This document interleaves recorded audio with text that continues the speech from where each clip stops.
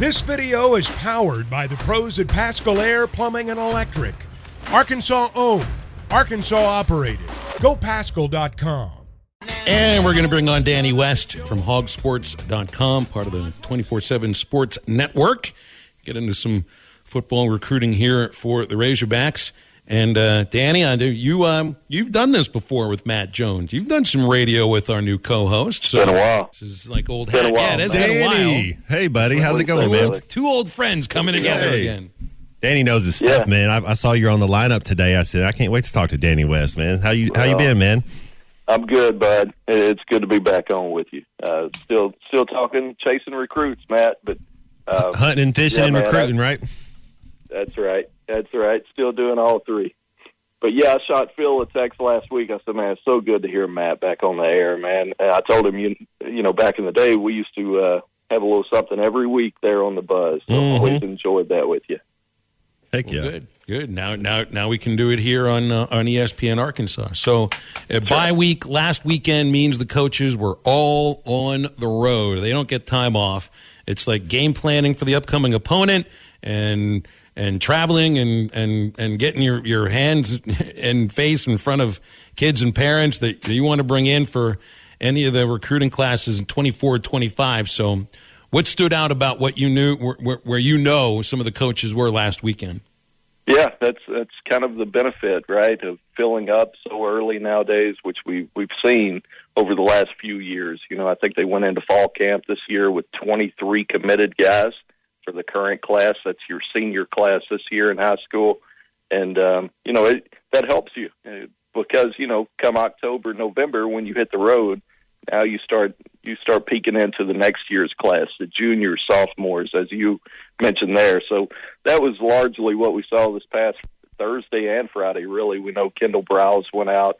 He saw a 2024 quarterback, four-star kid that I think is really high on Arkansas's wish list. That's Michael Hawkins out of Allen, Texas. We know Coach Browse went there.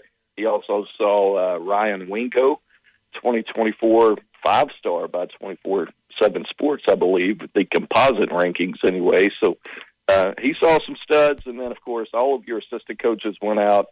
And you saw Coach Loggins, so Coach Scher, Coach Kennedy all make trips to Texas, seeing 24s, 25s.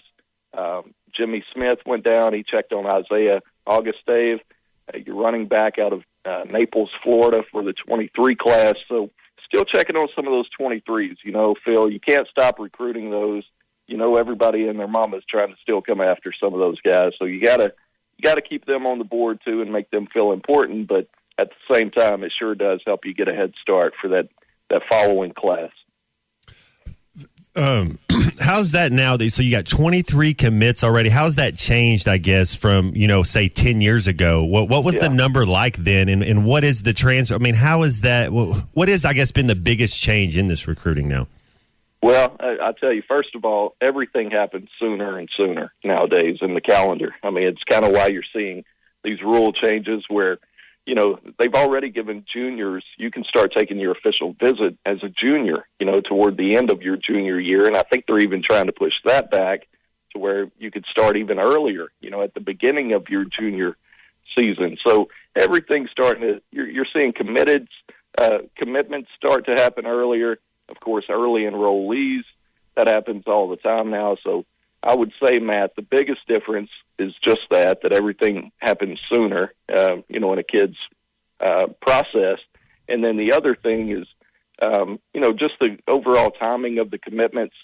That's probably the biggest difference. I mean, back in the day, as we just said there, they went into fall camp with 23. And you ask about 10 years ago, that number probably sits at around, I don't know, 6, single 7. digits, yeah. Yeah, something like that. So, and that's on a good year. Now, we've seen it in the past where you go throughout the summer, you might have 4 or 5 guys committed all summer. I mean, it's just, you're tripling that now, and it's a lot to keep up with in the first part of the year, you know, with prospect days followed by camps and of course, spring official visits. Most of everything happens, you know, in the first 6 months of the calendar year. So it can get a little bit slower on the back end until you get into the portal season. And that would be my second biggest thing that's changed. You know, that transfer market it ain't going anywhere. It's here to stay, and it's a lot. It's a booger to keep up with, to be honest with you. Two things to hit on here with you about 2023. I know there's 23 commits. You can get 2 more. Maybe not who are they on, but what positions are they looking at for those 2 spots in 23? And Malachi Singleton is part of that 23 recruiting class, the quarterback out of Kennesaw, Georgia. Is there anything that makes you nervous or worried that I know there's going to be other schools coming after him? Do you feel good about his commitment to Arkansas? Yeah, we'll start with that. Malachi, and I think people have started to figure out, he's taken a couple of visits to Central Florida down the stretch here, or one that we're aware of. And I know that, that raises some eyebrows when your longtime quarterback commit is taking a visit anywhere. I would caution and maybe pump the brakes a little bit on freaking people out, because he does have some serious family history there with Central Florida. He's had family members go there. It's obviously a lot closer to get to.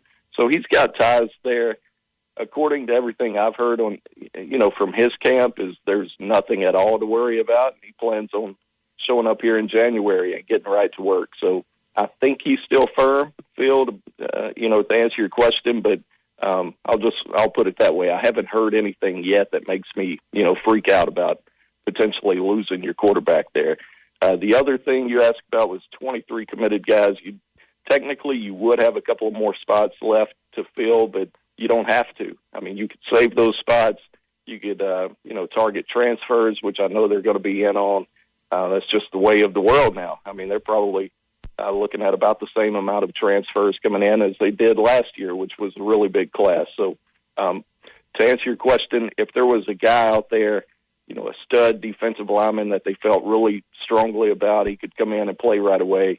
Or, a defensive back, if you could have one fall in your lap, a really talented one that could, potentially change things immediately next year, I think you can't turn those types down at that point. But it seems to me the few offers that have gone out down the stretch here have gone toward defensive linemen, if that answers, your question there. There's a JUCO defensive lineman that they offered last week. Pretty good chance he'll be able to come in next week for the home game. That's Derek Hunter. He's out of Hines Community College. And then, of course, we learned today they've offered a defensive tackle who's committed to West Virginia. He's out of Covington, Georgia. So both of those guys are 23s. New offers for the 23 class have been hard to come by. We just haven't seen them put out a whole lot yet. But down the final stretch here, there have been 2, and they both belong to defensive linemen. So it's one thing to keep an eye on. Danny, do they recruit any 2-sport athletes as far as guys that not necessarily football and basketball, but maybe football and track? I know Coach Nutt was real big on. We had 6, 7, 8 guys out there that ran track. I wonder if this staff, because you got to have speed to win in the SEC. And then I was going to ask you, Danny, what about who are some of just the athletes we're recruiting that maybe we don't know exactly what position they are, but they're just football players and we want them on our team?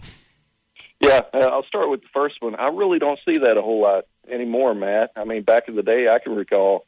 Yeah, you're right. Coach Nutt would, he had several that ran track. Ahmad Carroll, Eddie Jackson, yeah. Yeah, and nowadays it does seem like more of them give that up, in the spring. So haven't seen that in a while. I'd be curious to see if a guy like Satania, the freshman wide receiver, what his plans are for the spring. But, nowadays, not that I can't speak for what Coach Pittman would do, but a lot of coaches probably don't want them doing anything else with the way that football is kind of year round now. But go ahead, Matt. Well, I was going to say, why it doesn't make any sense. I'm a football coach. I want my guys to be fast. We have this amazing track program that's nationally renowned. I mean, can you name a better track program than Arkansas over the last 30 years? How do you not want your babies to go in there and learn and maybe pick something up? I asked Coach Bielema, I said, what, do you not have them? He goes, oh, our guys run as fast as they are. I was like, you're so stupid. It doesn't even make any sense to limit yourself. Why are we just putting ourselves in a box? I'm with you, buddy. I want to see more wrestlers and more track guys. Let's play, man. Let's go. Yeah. I do believe in those two things. But you asked me to name an athlete type. Yes, sir. Man, I like this R.J. Johnson kid. Now, I know we're listing him as a corner, and that's fully where I expect him to come in at next year. But, shoot, man, he plays wide receiver about as well as anybody they've got on their committed list, and that includes, Micah Tease. He's a 4-star athlete. We list him as an athlete. He, too, is, planning to play wide out in college. But R.J. Johnson for a listed corner, I mean, Coach Bowman went and saw him Friday night. I think the kid had eight grabs for 170 yards, 3 touchdowns, a forced fumble. He's one of those types that could go either way in college and probably be just as good on either side, in my opinion. Danny, you mentioned, I think you mentioned that they'd be looking at another defensive lineman if they could find one. Probably always looking, for defensive linemen. There's 2 in the 23 class. I heard the guys the other day on the Morning Rush talking about the idea that sometimes defensive linemen don't really want to leave home. That it's a position that is much more of like a homegrown thing than a lot of the other positions.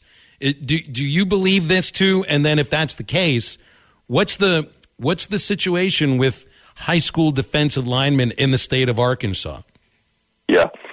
Yeah, big question there. I actually did a study over the summer and kind of broke down what I was seeing in defensive lineman recruiting, and I actually titled it, "Why is it so hard to recruit defensive linemen?"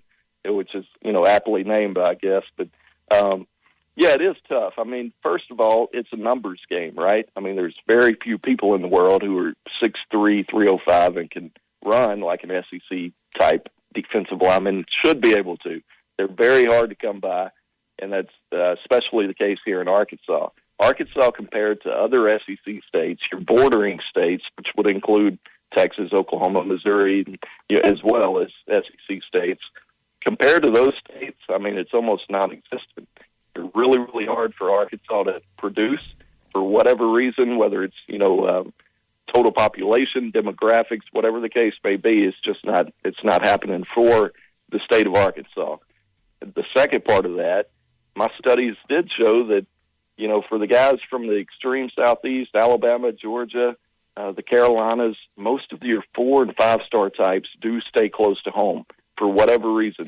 That's really specific for defensive tackles and defensive ends, but as a position group as a whole, for defensive linemen, I mean, it's by far the one area that you don't see guys travel, and I'm not sure why that is. It would take many years of studying that, I'm sure, to see exactly everybody's reason, but I think my study showed most of your 4- and 5-star defensive linemen stay within 2.5 to 3 hours from home. We need and to that's a problem when you don't have them in your backyard. Yeah, I was going to say, we need to put a satellite university by Clemson, right? Because they get D-linemen every They're year. having no trouble. Golly. Growing on palmetto trees in South Carolina. Football is back, and BetOnline remains your number one source for all your football betting needs this season. You'll find the latest odds, matchup info, player news, and game trends. And as your continued source for all sports wagering info, BetOnline features live betting, free contests, live scores, and giveaways all season long. Always the fastest and easiest way to bet on all your favorite sports and events like MLB, MMA, tennis, boxing, and even golf. Head to betonline.ag to join and receive your 100% welcome bonus with your first deposit. Make sure to use the promo code BELIEVE to receive your rewards. That's BLEAV. Bet online, where the game starts.